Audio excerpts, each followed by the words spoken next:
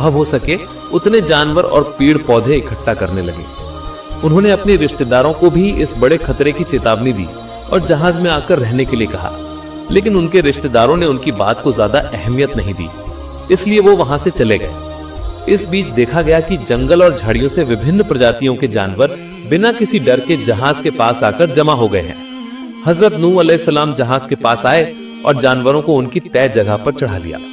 इनमें हजरत नूह अलैहिस्सलाम के रिश्तेदारों की संख्या बहुत कम थी, यहाँ तक कि हजरत नूह अलैहिस्सलाम का बेटा कनान भी जहाज पर चढ़ने को राजी नहीं हुआ।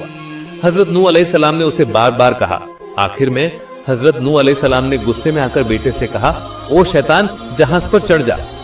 ये बात कहते ही इब्लीस यानी शैतान सबकी नजरों से छिपकर उछलकर जहाज पर चढ़ गया, लेकिन कनान फिर भी नहीं चढ़ा। तब वो लाचार होकर अल्लाह के दरबार में अर्ज करने लगे, हे अल्लाह, तूने एक बार मुझसे कहा था कि तू मेरे घर वालों को तबाही से बचाएगा, उसी बात पर मेरे बेटे कनान की हिफाजत फरमा। अल्लाह ताला ने इसके जवाब में कहा, तुम अल्लाह के नबी हो और कनान काफिर है, इसलिए वो तुम्हारे घर वालों में शामिल होने के लायक नहीं है, उसकी बात छोड़ दो। उसी समय तेज और भयंकर आंधी तूफान शुरू हो गया।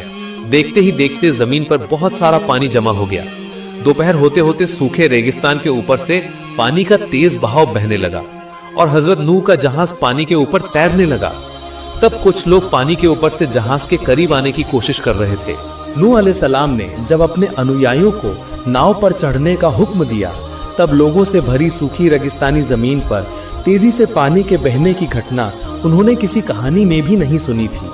इसलिए हजरत नूह अलैहिस्सलाम के जहाज को लेकर देश के जाने माने लोगों से लेकर आम आदमी तक सब मजाक उड़ाते थे।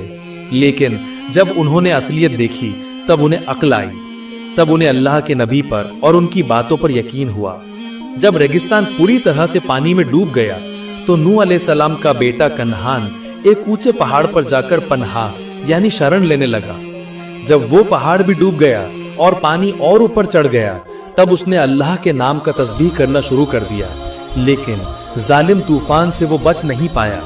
हवा का एक जबरदस्त झोंका आया और उसे पहाड़ के ऊपर जोर से दे मारा, जिससे उसका सिर और शरीर की सारी हड्डियां चूर चूर हो गईं। उसकी लाश पानी पर एक अनजाने हुक्म की तरफ बहने लगी।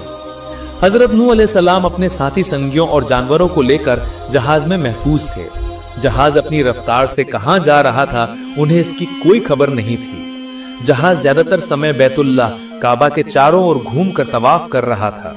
अल्लाह पाक रब्बुल आलमीन ने इस खास शिक्षा से भरे तूफान और सैलाब के बीच जहाज को सही सलामत और महफूज रखा। यात्रियों को इस बारे में कुछ भी पता नहीं